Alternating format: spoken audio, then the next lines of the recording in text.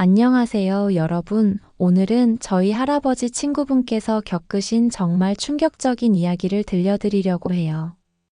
할아버지가 이 이야기를 해주시면서 이런 일도 있다니까.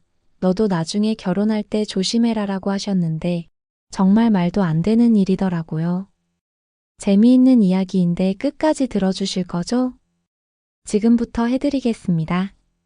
할아버지 친구분은 현재 65세시고 대학병원에서 청소 일을 하고 계신데요. 3년 전에 아들분이 상견례 자리에서 정말 어이없는 일을 당하셨다고 해요. 그런데 지금 생각해보니 그게 오히려 큰 복이었다고 하시더라고요. 먼저 그 친구분의 인생 이야기부터 들려드릴게요. 정말 드라마보다 더 드라마틱한 삶을 사셨거든요.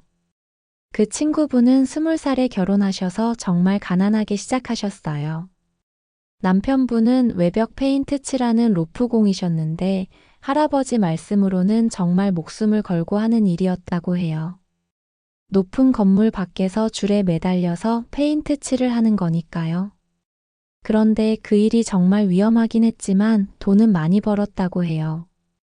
열심히 일해서 많이 벌 때는 한 달에 1,000만 원까지도 벌었다고 하니까 그 시절에는 정말 큰 돈이었죠. 하지만 그 친구분에게는 매일매일이 지옥 같았다고 해요. 남편이 출근할 때마다 오늘도 옥황상제님한테 기도 좀 올리고 와볼까? 라는 농담을 하시는데 그럴 때마다 기겁을 하면서 농담으로라도 그런 말 하지 말라고 화를 내셨대요. 할아버지가 그 친구분의 말을 전해주시길 남편을 매일 사지로 내모는 것 같아서 이승에 살고 있지만 매일이 저승에서 가시밭길을 걷는 듯 했다고 하더라고요. 남편분이 20년만 하고 그만두겠다고 약속하셨는데 정말 딱 며칠을 남겨두고 사고로 돌아가셨다고 해요. 할아버지가 정말 안타까워하시면서 그때 그 친구분이 얼마나 절망했을지 모른다고 하시더라고요. 남편이 그동안 마음 고생한다고 얼굴이 푹 늙어버렸다며 앞으로는 마음 편히 호강시켜주겠다고 약속했었는데 정작 자신은 돈 번다고 아무 호강도 못 누려보고 혼자 그리 가버린 거라고요. 그런데 슬픔이 가시기도 전에 더 큰 시련이 찾아왔어요. 딸이 급성 백혈병에 걸린 거예요. 25살 꽃다운 나이에 말이죠. 의사 선생님이 젊은 환자들은 치료 성과가 비교적 좋다고 하면서 더구나 가족 중에 유전자가 맞는 사람이 있다는 건 축복이라며 희망을 걸어보자고 했다고 해요. 아들이 정말 기뻐하면서 동생을 위해서라면 골수이식쯤은 몇십 번이라도 해줄 수 있다고 말했대요. 할아버지 말씀으로는 그 친구분이 그 아들 얼굴에서 남편을 봤다고 하더라고요. 어릴 때부터 하나뿐인 동생을 끔찍이 생각하던 아들이었는데 얼굴은 엄마를 닮았지만 성품은 아버지를 닮아서 정말 다정다감하고 책임감 있는 듬직한 아들이었다고 해요. 그렇게 딸은 몇 차례 항암 치료와 골수 이식을 받았는데 가족들은 모두 이 시련을 조금만 참고 견뎌내면 다시 좋은 날이 올 거라고 믿었대요. 의사들도 3년, 5년은 충분히 살 수 있을 거라고 했고요. 그런데 1년을 못 버티고 하늘나라로 갔다고 하시더라고요. 할아버지가 사람 목숨이란 게 이토록 허망한 거라고 그 친구분이 말했다면서 정말 안타까워 하시더라고요. 할아버지가 자식 잃은 부모에게는 그 슬픔을 표현할 말조차 없다고 하시면서 남편 잃은 부인은 과부라 부르고 부모 잃은 자식은 고아라 부르는데 자식 잃은 부모는 그 슬픔을 표현할 수 없어서 부를 말도 없다고 하니까 그 비통함을 누가 가늠할 수 있겠냐고 하시더라고요. 들으면서 제가 다 울 뻔했어요. 그 친구분이 너무 절망해서 극단적인 생각까지 하셨다고 해요. 속이 다 문드러져서 잠도 잘 수 없고 밥도 먹을 수 없고 아침에 눈 뜨는 것조차 죄스럽게 느껴져서 그렇게 살지도 죽지도 못하고 산송장처럼 지내셨다고 해요. 1년이 흐른 후 어느 날 정말 이렇게 사는 게 무슨 소용이냐 싶어서 세상을 등지려고 마음먹으셨대요. 병원에서 처방받은 수면제를 한 움큼 쥐고 입에 털어넣으려는 순간 핸드폰이 울린 거예요. 무시하고 받지 않으려고 했는데 계속 울려서 확인해 보니 아들이었대요. 그때 아들은 의사 레지던트 시험을 합격하고 군의관으로 군대에 들어가 있었다고 해요. 할아버지가 그 친구분이 나중에 아들한테 들었다면서 사실 그때 엄마를 혼자 두고 군대를 가려니 걱정이 돼서 발이 안 떨어졌다고 하더라고요. 그래서 하루 한 번씩 안부 전화를 했었는데 하필 그 시간이었던 거라고요. 그 순간 그 친구분이 갑자기 소름이 끼쳤대요. 내가 죽으면 아들이 부모 형제도 없이 고아로 외롭게 살아야 하는구나. 이 못난 애미가 슬퍼 죽겠다고 멀쩡한 자식을 고아로 만들려고 했구나 싶어서 손에 쥐고 있던 수면제를 모조리 쓰레기 봉투에 던져 넣으셨대요. 그때부터 죽을 때 죽더라도 아들 결혼식 때 부모님 자리에 앉아서 부모 노릇은 하고 죽어야겠다고 다짐했다고 전해주시더라고요. 그래서 65세 나이에 청소 일을 시작하신 거예요. 남편이 남겨놓고 간 돈으로 편하게 살 수도 있었지만 매일 죽을 고비 넘겨가며 고생해서 번 돈을 차마 함부로 쓸 수가 없었대요. 그리고 하나뿐인 아들에게 의지하고 싶다는 생각은 더더욱 하지 않았다고 해요. 할아버지가 그 친구분이 내 한 몸은 내가 벌어 살자고 마음 먹고 나서 나이 먹어서 뭘 할 수 있을까 생각하다가 문득 20살 때가 떠올랐다고 하시더라고요. 아들 낳기 전에 지하철 청소, 건물 청소, 아파트 청소 등 안 해본 청소가 없었으니까 내가 잘할 수 있는 일은 이거다 싶어서 청소용역 업체를 찾아갔다고 해요. 그런데 웃긴 게 하필이면 아들이 일하는 대학병원으로 배정받으신 거예요. 다른 데는 없냐고 물어봤지만 당장에는 그 대학병원밖에 없다고 해서 어쩔 수 없이 다니게 되었다고 해요. 할아버지가 그 친구분이 아들한테 병원에서 일하게 됐다고 말하고 병원에서 마주치더라도 서로 모른 척 하자고 했다고 전해주시더라고요. 아들이 안 그래도 된다고 끈질기게 설득했지만 그 친구분도 만만치 않았대요. 아들이 자기 때문에 곤란해질 수도 있다는 생각에 엄마가 편하게 일하고 싶어서 그러는 거니까 그냥 모른 척 해달라고 둘러댔다고 해요. 그 친구분이 정말 대단하신 게 병원에서 일하면서 딸처럼 백혈병으로 고생하는 어린아이들을 많이 보셨는데 그 아이들을 볼 때마다 자기 딸이 생각나서 화장실에서 눈물을 훔치는 날이 많았대요. 그래서 청소 일로 번 돈과 딸이 남기고 간 보험금을 더해서 어려운 가정에 있는 백혈병 아이들에게 써달라며 병원에 기부를 하셨다고 해요. 할아버지 말씀으로는 그때부터 지금까지 매년 조금씩 병원에 기부를 하고 있고 아들도 완전 찬성한다고 하더라고요. 정말 마음씨 좋은 분이라고요. 그런데 그 사람이 나타나면서 평화로운 삶이 깨지기 시작했다고 해요. 대학병원에서 좋은 분들도 정말 많이 만났지만 청소부라고 함부로 대하고 무시하는 사람들도 많았는데 그 중에서 유독 지속적으로 괴롭히는 환자가 한 명 있었대요. 어느 날 척추를 다쳐서 장기 입원 중인 또래 여자 환자가 있는 1인실을 청소하게 되었는데 병실이 완전 난장판이었대요. 코로나 전이라 병실 출입이 자유롭던 때였는데 누가 단체로 왔다 갔는지 탁자 위며 병실 바닥이며 음료수병에 과자 봉지, 쓰레기통에는 과일 껍질이 한가득이었다고 하시더라고요.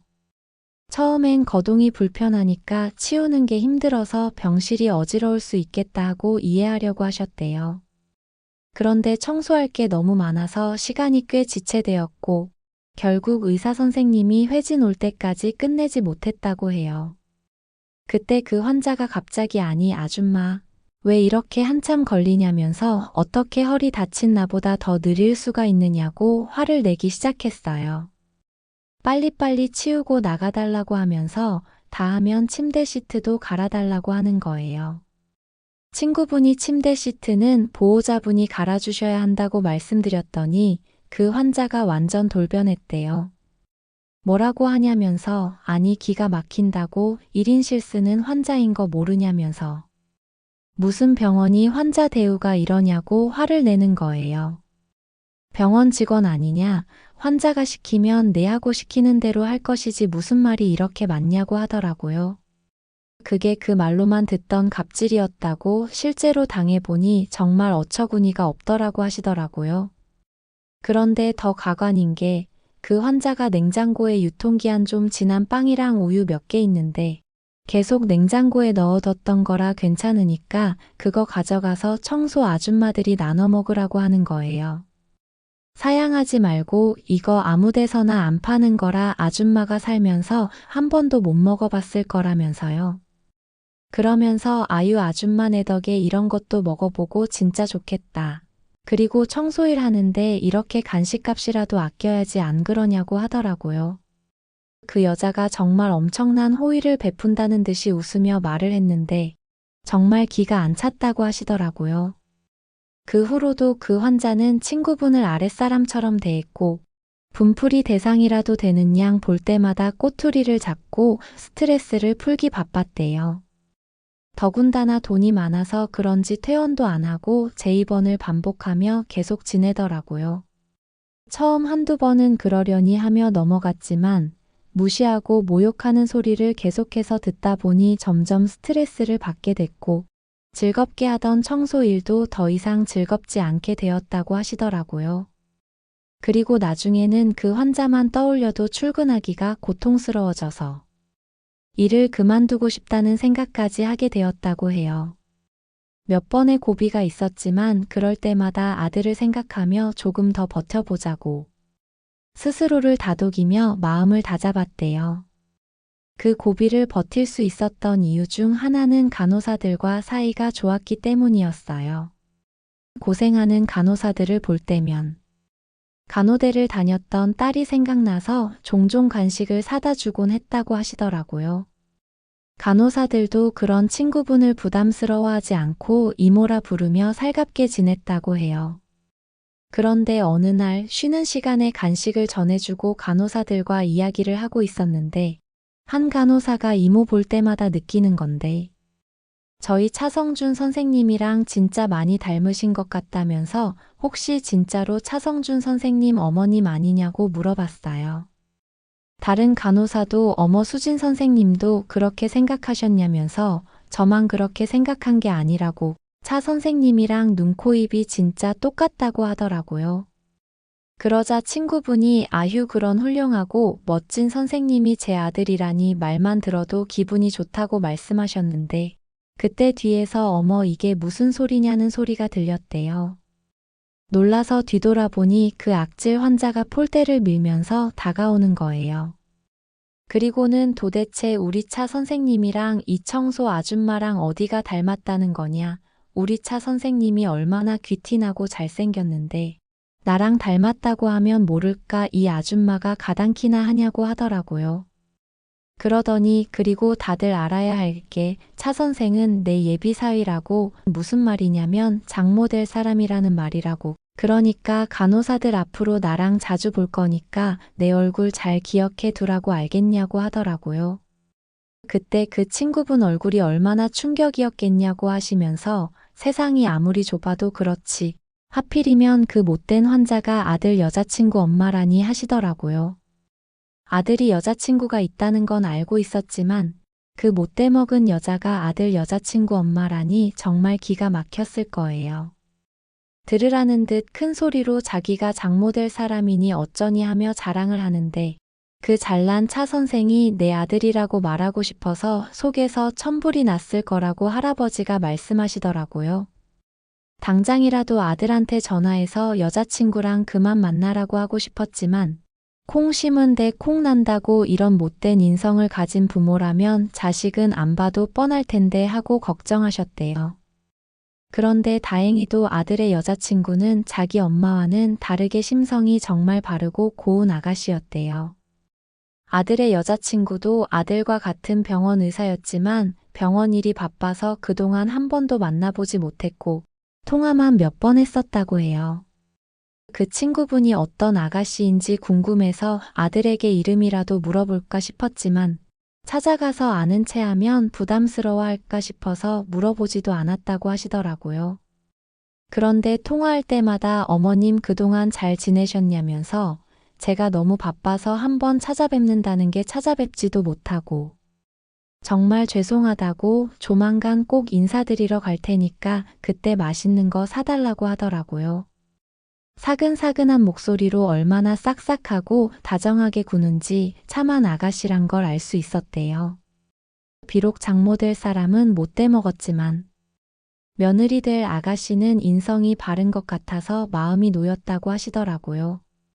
그리고 아들이 결혼하고 나면 그 여자랑 만날 일도 거의 없을 테고 무엇보다 자식들 둘이서 행복하게 잘 살면 그걸로 충분하다고 생각하셨대요. 그러고 몇 달 후 아들의 여자친구가 정식으로 인사를 하러 왔어요. 목소리로만 듣던 아들의 여자친구를 직접 볼 생각에 상다리가 부러지게 음식을 차리셨대요. 아들이 여자친구가 전복 요리를 좋아한다고 알려줘서 전복도 제일 싫어하고 좋은 걸로 사다가 전복죽을 끓이셨다고 해요. 그 친구분이 정말 정성껏 준비했다고 반가워요. 여기까지 오느라고 고생 많았죠. 배 많이 고플 텐데. 우선 밥부터 먹고 천천히 이야기합시다. 어서 앉아요 하면서 정말 살갑게 맞이했다고 하시더라고요. 실제로 보니 아들의 여자친구는 목소리만큼 참하고 이쁘더라고 해요. 보기만 해도 기분이 좋았대요. 그래서 그동안 통화하면서 서로 많이 가까워졌다 생각에 먼저 살갑게 다가갔대요. 그런데 어째서인지 아들의 여자친구는 통화할 때와는 전혀 딴판으로 행동했어요. 내가 이것저것 만들어 본다고 만들었는데 맛이 어떨지 모르겠다. 엄마 음식이랑 달라서 입에 좀 안 맞을 것 같다고 하니까 한치의 망설임도 없이 내하더라고요. 예의라도 괜찮다고 하거나 아니면 속이 안 좋아서 그렇다고 둘러댈 수도 있었을 텐데 전혀 거리낌 없이 대답을 했다고 하시더라고요. 그렇게 좋아한다던 전복죽에는 손도 대지 않았고 아예 숟가락을 내려놓은 채 고개를 이리저리 돌리며 집안을 훑어보기 바빴대요. 무슨 이유에선지 통화할 때는 그렇게 잘 웃더니 이야기하는 내내 한 번도 웃지 않더라고요. 그 뒤로도 계속 입을 꾹 다문 채로 무슨 질문을 해도 짧게 대답할 뿐이었어요. 그러다가 아들 여자친구가 입을 열었어요. 저기 어머님, 여기 사시는 분들 전부 월세 내고 사시는 거죠? 한 달에 얼마냐고 물어보더라고요. 그 친구분이 여기 한 달에 50만 원씩 받고 살고 있고 성준이 결혼하고도 절대 아들한테 의지하고 안 살 거라고 자식들한테 부담 주는 일 절대 없을 거니까 걱정 안 해도 된다고 말씀하셨는데 차마 제 입으로 여기 건물이 자기 명의라는 말은 부끄러워서 못했다고 하시더라고요. 그래도 아들한테 의지하고 살지 않을 거라는 말을 해놓았으니 그것만으로도 잘 말한 거라 생각했대요. 그 말이 끝난 후 또 적막한 분위기가 되었고 아들의 여자친구는 급한 일이 생겼다며 차도 안 마시고 가버렸어요. 할아버지가 그 친구분이 아들 여자친구가 떠난 후 혹시 내가 무심코 한 행동으로 기분이 상해가 버렸나 걱정이 되었다고 하시더라고요. 그리고 나 때문에 아들이 결혼을 못하게 되는 거 아닐까 하고 한동안 잠도 제대로 못 잤다고 해요. 하지만 다행히 아들과 둘이서 잘 해결한 건지 몇 주 뒤에 상견례 날짜를 잡더라고요. 그렇게 상견례 날이 되어서 친구분과 아들은 호텔에 미리 가서 앉아 있었어요. 아들 여자친구 엄마와는 서로 안 좋은 기억이 남아 있었지만 이미 지나간 일이고 좋은 날에 얼굴 찡그리고 싶지 않아서 웃으며 인사했대요. 안녕하세요. 성준이 엄마입니다. 저번에 병원에서 몇 번 뵀었죠? 요즘 허리는 좀 어떠세요? 이렇게 말이죠. 하지만 그런 친구분과는 달리 그 여자는 얼굴을 잔뜩 찡그린 채 노려보며 아니 저 아줌마가 우리 상견례 자리에 왜 있는 거냐고 하더라고요. 딸이 엄마 저 아줌마라니 성준 씨 어머님이신데요 하니까 어머님이랑 벌써 아는 사이냐면서 저 아줌마. 너희 병원 청소 아줌마라고 하더라고요. 넌 저 아줌마랑 병원에서 한 번도 마주친 적 없냐고 하니까 그게 무슨 소리냐면서 우리 병원 청소 아줌마라고 어머님 제가 전에 인사하러 갔을 때 저한테 그런 말씀 전혀 안 하셨잖아요. 설마 일부러 안 하신 거예요? 하고 딸이 물어보더라고요. 그러자 성준 씨 이게 어떻게 된 거냐면서 그동안 말도 안 해주고 감쪽같이 날 속인 거냐고 화를 내기 시작했어요. 그 친구분이 아들에게 그동안 그 여자와 있었던 일들을 말하지 않았기 때문에 아들은 아무 영문도 모른 채 서 있었다고 하시더라고요. 아들은 여자친구와 여자친구 어머님의 반응에 당황했지만 이내 자기 어머니라고 소개했다고 해요. 아들의 말에 그 여자는 그제서야 고개만 까딱하고는 자리에 앉았대요. 그러면서 미간을 잔뜩 찌푸린 얼굴로 대뜸 아들에게 화를 내며 말하기 시작했어요. 자네 우리한테 거짓말한 거냐고, 나한테 우리 수정이랑 결혼해서 살 집.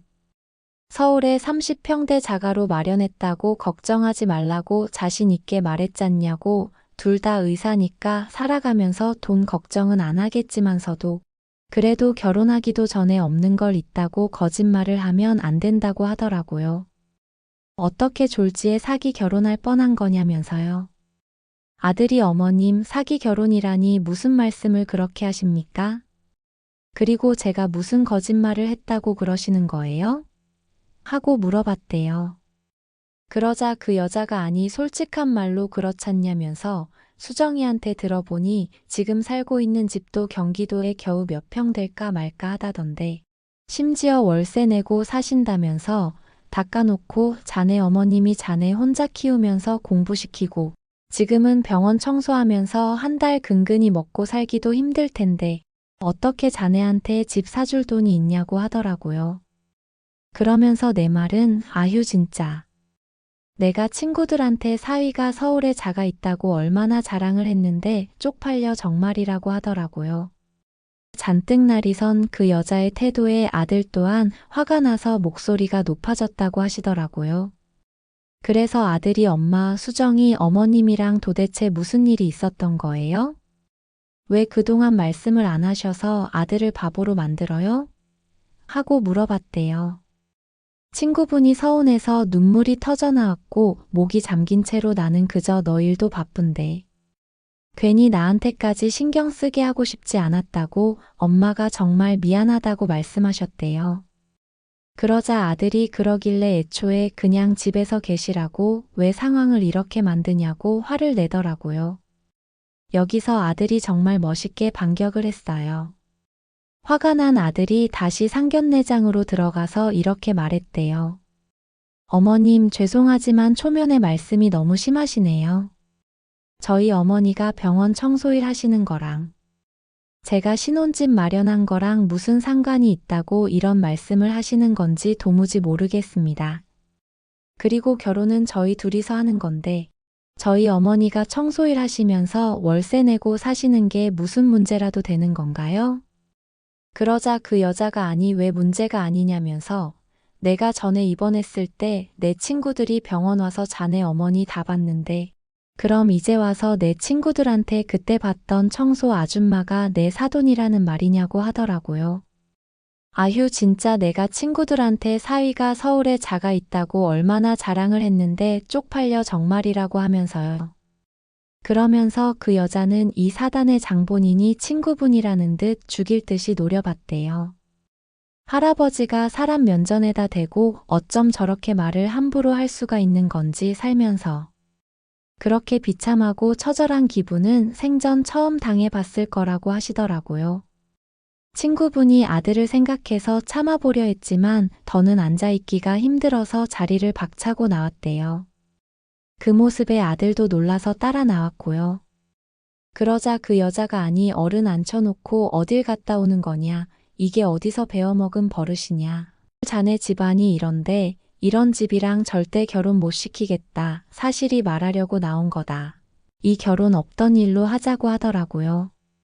그런데 여기서 아들이 진짜 멋있게 한 방 날렸어요. 그건 오히려 제가 하고 싶은 말입니다. 이미 끝난 상황이지만 이 말은 꼭 하고 가야겠습니다. 저는 살면서 저희 어머니를 한 번도 부끄럽게 생각하지 않았습니다. 저희 어머니 헌신 덕분에 제가 이렇게 의사까지 될 수 있었으니까요. 저희 어머니가 청소일 하신다고 저희 집을 무슨 거지로 보셨나 본데 저희 아버지께서 월세 받으며 편히 사시라고 다가구 빌라도 한 채 마련해주고 가셨고, 살아계실 때 저한테 재산도 증여해 주셔서 그 돈으로 신혼집도 살 수 있었습니다.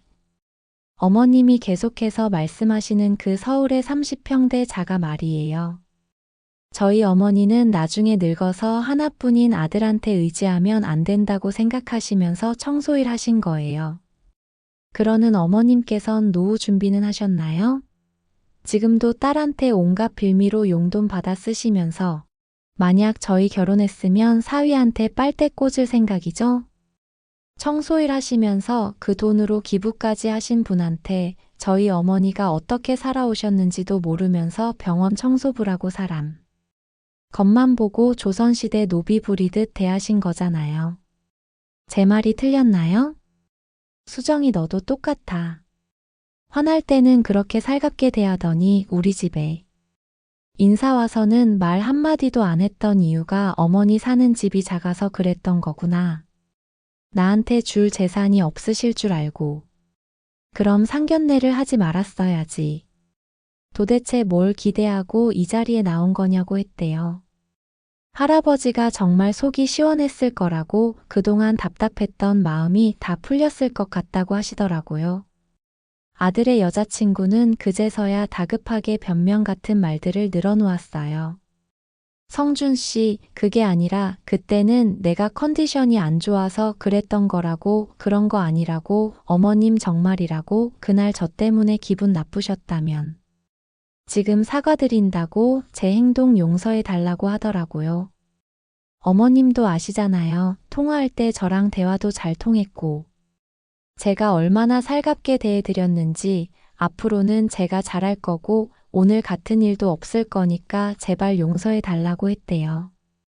자기 딸이 사과를 하는 동안에도 그 여자는 자존심이 용납 못한다는 듯 여전히 친구분을 노려보고 입도 뻥긋하지 않았대요. 할아버지가 아마도 아들이 부모도 내쳐버리고 자기 딸을 선택할 거라 생각해서 굽히고 들어올 줄 알았던 모양이라고 하시더라고요. 하지만 아들은 그 여자의 태도에 어이없어하며 이런 집안이랑은 도저히 결혼할 수 없다고 말하며 어머니 손을 잡고 나왔대요. 아들의 여자친구는 사색이 되어 아들에게 뛰어가서 팔을 붙잡았지만 아들은 매몰차게 뿌리쳤어요. 집으로 가는 차 안에서 아들이 이렇게 말했대요. 엄마가 나 구해준 거예요. 그런 사람들인 줄도 모르고 결혼했으면 어쩔 뻔했어요. 아마 평생 호구 잡혀 살거나 아니면 얼마 못 가서 이혼남 됐을 텐데. 어유 상상도 하기 싫다. 오늘 더러운 꼴 봤지만 이렇게 결혼하기 전에 알게 돼서 얼마나 다행이에요. 고마워요 엄마하고 말했대요. 할아버지가 세상에 이렇게 착한 아들이 어디 있을까? 하시면서 의대 다닐 때부터 5년이나 사귄 여자친구라 그동안 감정도 깊었을 텐데 아들은 겉으로 내색을 안 했지만 헤어지면서 자기도 많이 상처받고 슬펐을 거라고 하시더라고요. 다른 집 아들들처럼 어머니를 탓하려면 탓할 수도 있었을 텐데 오히려 어머니를 걱정하며 엄마 편이 되어준 정말 기특한 아들이었다고 하시면서 정말 자랑스러워 하시더라고요. 할아버지가 그 친구분이 유튜브에서 사연 이야기들을 들을 때면 착한 아들. 사연보다는 며느리에게 눈이 멀어서 부모에게 못할 짓하고 부모 가슴에 못 박는 아들 사연들이 많아서 들으면서 참 많이 가슴 아파했었다고 하시더라고요. 나도 그 사연들의 어머니들처럼 나중에 우리 아들도 결혼할 때 나한테 똑같이 그러면 어쩌나 하고 걱정을 많이 했었는데 다행히도 우리 아들은 그런 아들과는 달랐다고 하시면서 정말 기뻐하시더라고요. 그 친구분 아들은 얼마 전에 정말 좋은 분과 결혼해서 손자 돌잔치도 하고 지금 며느리랑 손자와 셋이서 정말 보란듯이 잘 살고 있다고 해요. 할아버지가 그날의 사건으로 그 친구분도 자기가 아들을 정말 잘 키웠다고 생각하게 됐고 이렇게 부끄럽지만 여러 사람들에게 이야기도 할 수 있게 되었다고 하시더라고요. 그리고 마지막에 할아버지가 정말 의미 있는 말씀을 하셨어요. 딸이 시집가서 편하고 행복하게 살길 바라는 마음은 모든 딸 가진 부모님들의 공통된 소망이라고, 부모님들이 딸의 행복을 바라는 마음은 매우 자연스러운 일이고 그 마음 또한 충분히 이해할 수 있다고 하시더라고요. 하지만 중요한 것은 자기 딸이 귀한 만큼 동시에 남의 아들도 귀하다는 것을 명심해야 한다는 거라고요. 내 자식만 귀하게 여기고 남의 자식은 무시한다면 그 대가는 모조리 자신에게 되돌아온다는 것을 가슴에 새겨야 한다고 하시더라고요. 할아버지가 너도 나중에 결혼할 때 이런 사람들 조심하라고 하시던데, 진짜 세상에는 별의별 사람이 다 있는 것 같아요. 특히 그 상견례에서 청소부라고 무시하면서 조선시대 노비 부리듯 대했다는 말이 정말 기억에 남더라고요. 사람을 직업으로 판단하고 함부로 대하는 게 얼마나 무서운 일인지 알 수 있었어요. 그리고 그 친구분이 남편 잃고 딸 잃고도 아들 하나 때문에 살아가시면서 청소일로 번 돈으로도 백혈병 어린이들에게 기부하신다는 이야기를 들으니까 정말 존경스러웠어요. 마지막으로 그 아들분이 정말 대단한 것 같아요. 5년이나 사귄 여자친구를 포기하면서도 어머니 편을 들어준 게 쉬운 일이 아닐 텐데요. 할아버지도 정말 잘 키운 아들이라고 계속 칭찬하시더라고요. 여러분은 이 이야기 어떻게 들으셨나요?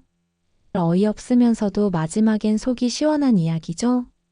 할아버지가 이런 일도 있으니까 사람 볼 때 겉모습으로만 판단하지 말라고 하시던 말씀이 정말 와닿았어요.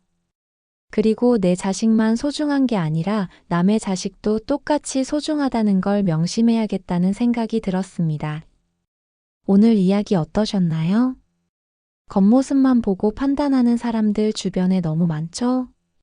어쩔 수 없는 내용이라곤 생각하지만 사람이 사람을 대하는데 위아래가 있는 사람들, 갑과 을의 관계를 생각하는 사람들, 주변에 너무 많기는 해요. 다 같이 존중받고 존중해야 되는 사람들인데 말이죠. 오늘 이야기가 재밌으셨다면 구독, 좋아요 부탁드릴게요. 그리고 언제든지 메일 주소로 사연 연락 주시면 제가 재밌는 이야기로 만들어서 동영상 올려드릴게요. 소중한 참여도 부탁드립니다.